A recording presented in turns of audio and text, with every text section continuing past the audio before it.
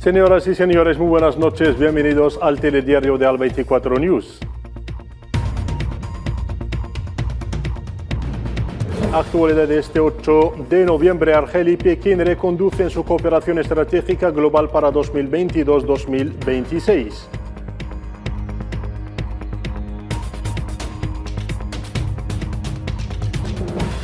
Una coalición de abogados y ONGs depositan 6 nuevas denuncias contra Marruecos ante el Comité de la ONU contra la Tortura.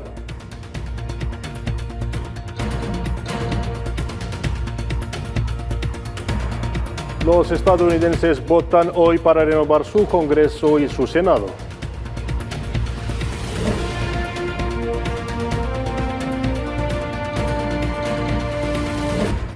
Iniciamos el telediario de este martes con cooperación de Argelia con China en una señal de fuerte voluntad de cooperación. Argelia y Pekín han reconducido su cooperación estratégica global para los años 2022-2026, tal como han confirmado el ministro argelino de Asuntos Exteriores, Ramtal Lamamra, y el consejero de Estado, también ministro de Exteriores de la República Popular de China, Wang Li.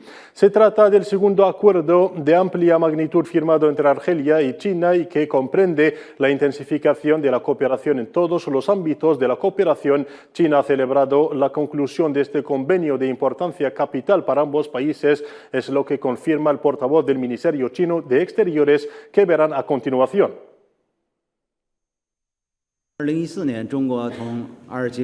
Argelia y China establecieron su asociación estratégica en el año 2014. En este mismo año, ambos países afirmaron el primer plan quinquenal para cooperación estratégica global, que ponía en marcha la vía de los intercambios bilaterales y de la cooperación en distintos ámbitos. Hoy día ambos países han rubricado el segundo plan de cooperación estratégica global para los próximos 5 años, que apunta a explotar más el potencial de cooperación bilateral y promover la nueva asociación estratégica entre Argelia y China. Quedemos siempre con la actualidad en Argelia. Rusia, país amigo y socio de Argelia, se ha felicitado hoy por la voluntad de Argelia de adherir al grupo de los países emergentes, conocido en economía internacional como BRICS, y que agrupa a Brasil, Rusia, India, China y Sudáfrica. Además, Rusia es el segundo país luego de China en celebrar la voluntad de Argelia de unirse al bloque de los países emergentes. Argelia mostró estos últimos meses señales de voluntad de juntarse a los BRICS, visto la importante influencia y la potencia económica y política de este grupo de países. La Autoridad Nacional Independiente de las Elecciones y el Consejo Nacional Electoral de Venezuela han firmado este martes un memorándum de entendimiento para consolidar su cooperación mutua en materia de organización del proceso electoral.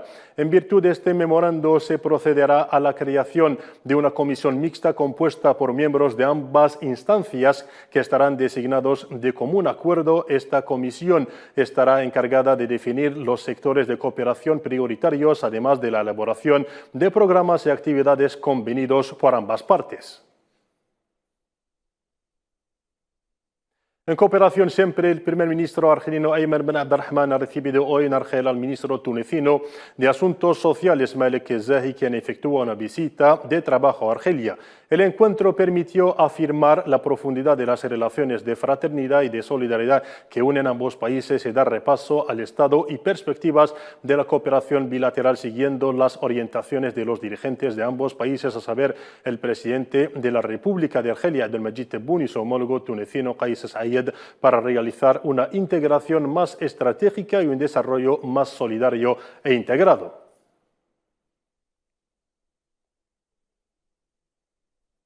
Cuestión saharaui. Una coalición de abogados y ONGs han depositado hoy 6 nuevas quejas contra Marruecos ante el Comité contra la Tortura de las Naciones Unidas en Ginebra, en las cuales exige en particular la liberación de todos los presos saharauis condenados en la base de declaraciones obtenidas bajo tortura. Kahina Mansri nos aporta más. 12 años después del desmantelamiento del campamento de Gdeim-Izik, continúa la búsqueda de la justicia para los hechos de tortura contra los presos saharauis condenados tras los sucesos de Gdeim-Izik de 2010, donde más de 20.000 saharauis se manifestaron contra la opresión marroquí. representantes de la Asociación Internacional de Juristas Demócratas y la Federación Internacional de los Derechos Humanos, con el apoyo de la Liga para la Protección de los Presos Políticos Saharauis en las cárceles marroquíes, han depositado 6 nuevas denuncias ante el Comité contra la Tortura de las Naciones Unidas para 6 defensores saharauis de los derechos humanos, miembros del grupo de presos políticos de Gdeim Izik. Condenados en condiciones inhumanas y degradantes, los detenidos piden al comité encuestar sobre los maltratos padecidos durante sus detenciones y durante su larga encarcelación.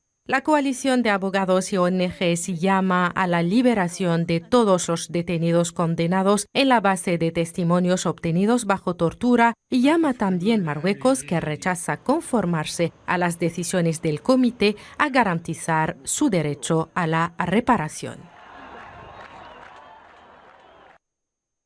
Y en esta ocasión hemos contactado con el vicepresidente de la Liga para la Protección de los Presos Saharauis en las cárceles marroquíes, Hassan Adouei, quien nos ha explicado las condiciones de encarcelación de los presos del grupo de Gdeim Izik.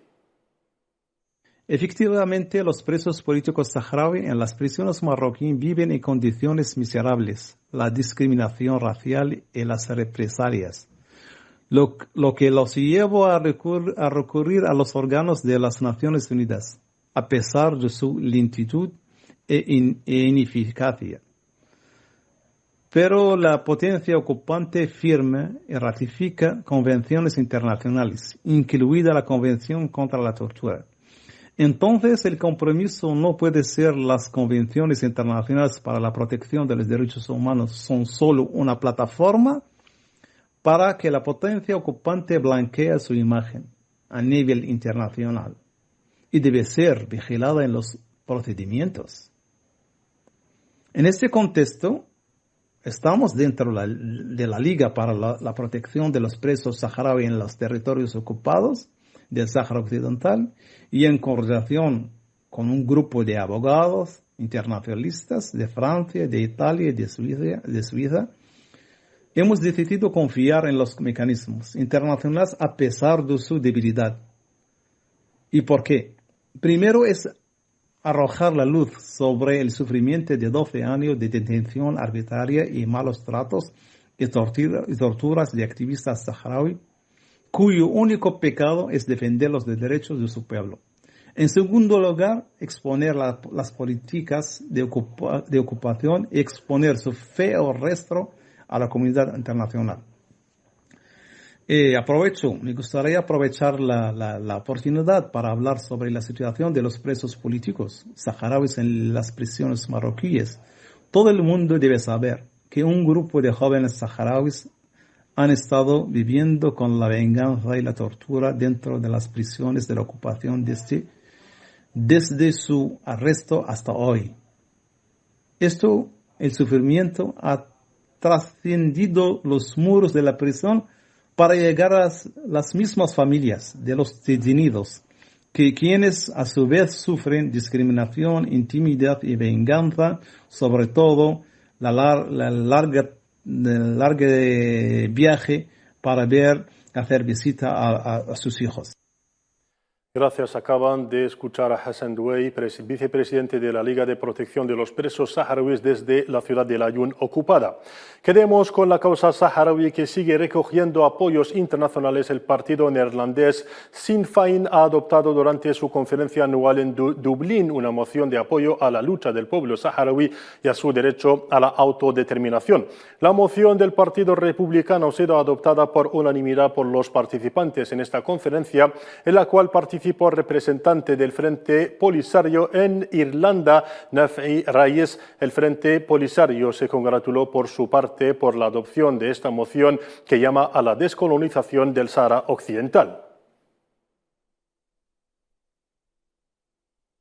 Violencia en Mali, donde 6 cascos azules de la ONU en Mali han resultado heridos por 2 explosiones que afectaron su convoy en el sector de Douentza, centro del país. En un tuit, el jefe de la misión de mantenimiento de la paz de la ONU en Mali, El Ghazi Mouane, nota que estos incidentes ilustraban la amenaza omnipresente que representan los artefactos explosivos, afirmando que estos incidentes no debilitarán la determinación de la misión de la ONU en Mali, la MINUSMA, que continuará protegiendo a la población. En Palestina, las fuerzas de ocupación sionistas han lanzado hoy una campaña masiva de detenciones de 14 palestinos de diferentes áreas, tanto en Cisjordania como el Quds ocupados, según ha informado la agencia palestina de noticias Wafa. La misma fuente ha informado también de que las fuerzas de la ocupación habían detenido a 9 palestinos, incluidos 3 niñas de la provincia de Ramallah, mientras que 3 palestinos de la ciudad de Naplusa y un joven de la aldea de Tayasir, al este de Tubas, habían sido detenidos también.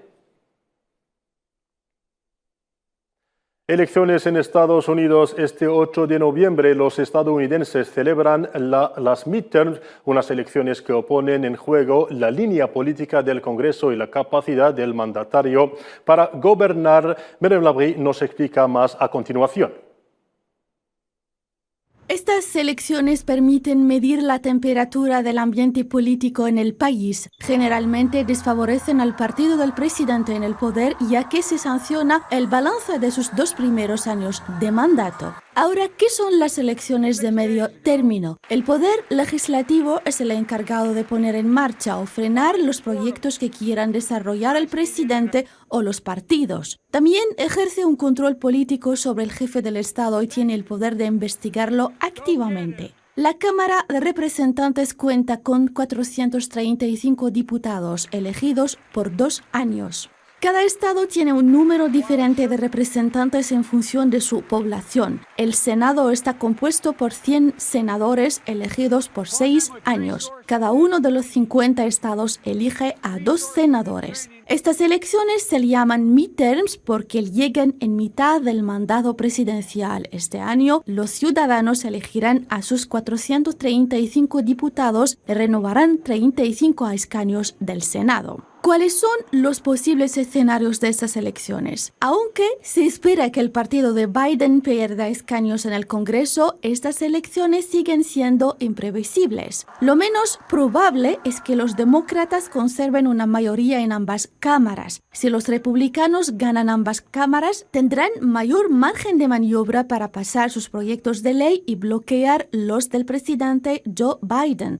Si solo ganan la Cámara de Representantes, el equilibrio de poder será más marcado en las 2 cámaras. Al final, la sociedad americana lo que espera realmente de estas elecciones es que los 2 partidos trabajen juntos y escuchen los deseos de los estadounidenses independientemente de su campo político. Estas elecciones pondrán el tono a la campaña presidencial de 2024, que empezará oficiosamente al día siguiente de las midterms y que promete una ardua lucha política.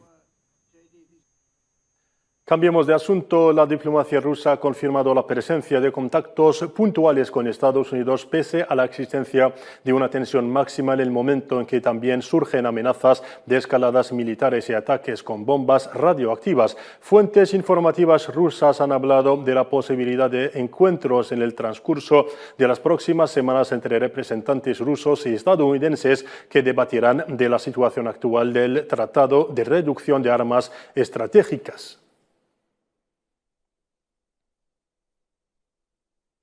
En Yemen, 6 personas, entre ellas 3 niños, murieron anoche y al menos otras 8 resultaron heridas en una explosión de un almacén de armas perteneciente al ejército yemení en la ciudad oriental de Marib, al este del país. Por su parte, el ejército yemení acusó a los hutis de bombardear el almacén de armas con un misil balístico.